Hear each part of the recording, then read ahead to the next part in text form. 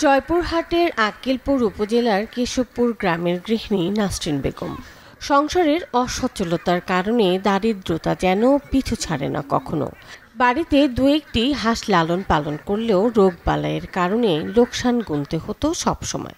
এ সময় জেআরডিএম থেকে বিনামূল্যে প্রশিক্ষণ নিয়ে শুরু করেন মাচা পদ্ধতিতে বাণিজ্যিকভাবে অধিক উৎপাদনশীল পেকিং জাতের হাঁস পালন। এতে অল্প দিনেই লাভের মুখ দেখতে শুরু করেন তিনি। পেকিং হাঁসের পাশে শুরু করেন দেশি হাঁস পালন।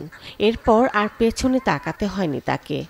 স্বামীর আশায় চায় থাকতে হবে, টাকার জন্য অনেক সময় অনেক টাকার জন্য প্রয়োজনীয় আমাদের মিটে না।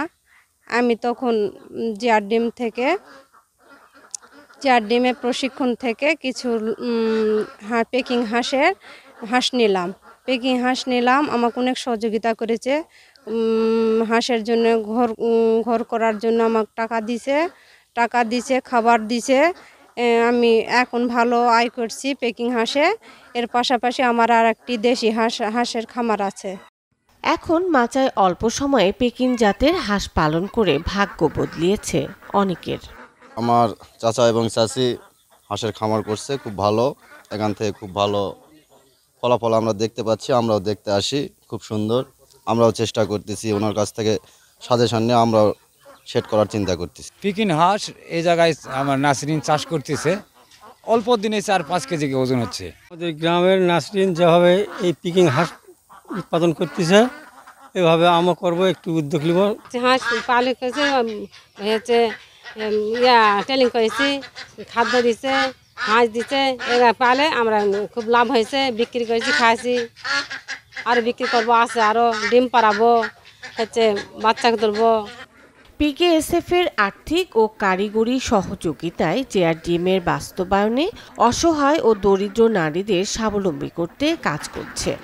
সমাজের দুস্থ, বেকার, অসহায় নারীদেরকে খুঁজে বের করে এদেরকে প্রশিক্ষণ আওতায় নিয়ে এসে পেকিং হাঁস কীভাবে লালন পালন করা হয় এটা আগে প্রশিক্ষণ দেওয়া হয়। এরপরে পিকেএসএফ এর সহযোগিতায় জেআরডিএম এসব নারীদেরকে বিনামূল্যে হাঁসের বাচ্চা, খাদ্য, ভ্যাকসিন এগুলো দিয়ে থাকে। পরবর্তীতে হাঁসগুলির মৃত্যুর হার অনেক কম হয় এবং 45 থেকে 60 দিনের মধ্যে 2 থেকে 2.5 কেজি পর্যন্ত ওজন হয়। নতুন নতুন উদ্যোক্তা তৈরি করতে সব ধরনের সার্বিক সহযোগিতা করছে সংস্থাটি। কৃষি ইউনিটের আওতায় পেকিং হাঁসের প্রদর্শনী আমরা প্রদান করছি।